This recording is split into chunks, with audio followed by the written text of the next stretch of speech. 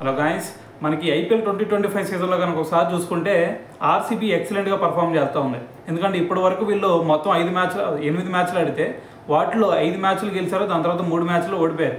అయితే 3 మ్యాచ్లు ఓడిపోయింది కూడా హోమ్ గ్రౌండ్లో, దాని తర్వాత 5 మ్యాచ్లు గెలిచింది కూడా అవే గ్రౌండ్లో. సో మరి ఇటువంటి సినారియో ప్రజెంట్ ఆర్సీబీలో ఉంది. అయితే ఈ రోజు వచ్చేసరికి రాజస్థాన్ రాయల్స్తో కూడా మరి హోమ్ గ్రౌండ్లో ఆడబోతున్నాయి. సో మరి ఈ మ్యాచ్లో గెలుస్తారా అంటే మరి దీని గురించి వాళ్ళ కెప్టెన్ రజత్ పటిదార్ మాట్లాడటం జరిగింది. అయితే పటిదార్ ఏమన్నాడంటే ఇక్కడ ఒకటే, ఇప్పటి వరకు మా పర్ఫార్మెన్స్ చూసుకుంటే ఎక్సలెంట్గానే ఉంది, కానీ మేము ఓడిపోయిన 3 మ్యాచ్లు కూడా హోమ్ గ్రౌండ్లో ఓడిపోయాం.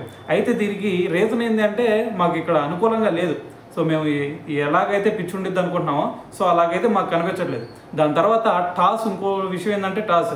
సో అదైతే నా చేతిలో లేదు. సో దాని గురించి మేమైతే ఆలోచించాం. కానీ మేము చేసేది ఏంటంటే వర్తమానంలో మేమైతే ఉంటాం.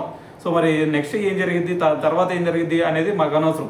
కాకపోతే ఇక్కడ మేము ఫస్ట్ బ్యాటింగ్ చేసినా సరే మేము మంచి స్కోర్ బోర్డు పెడితే ఆటోమేటిక్గా మేము గెలుస్తాం. సో కాబట్టి టాస్ గురించి వీటి గురించి అయితే మేము ఆలోచించదలుచుకోవట్లేదు. సో మేము చేయాల్సిందల్లా ఒకటే, ఇక్కడ ది బెస్ట్ గేమ్ ఆడతాం. దాని తర్వాత రిజల్ట్ గురించి ఆలోచించకుండా ముందుకెళ్తామే.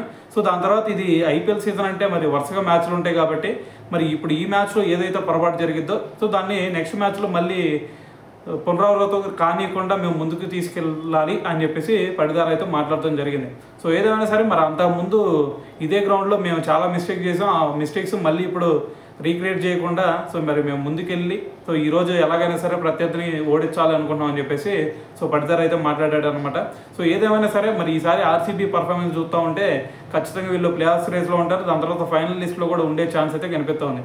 సో మరి అయితే దీని గురించి మీరేమనుకుంటున్నారంటే కింద కామెంట్ చేయండి.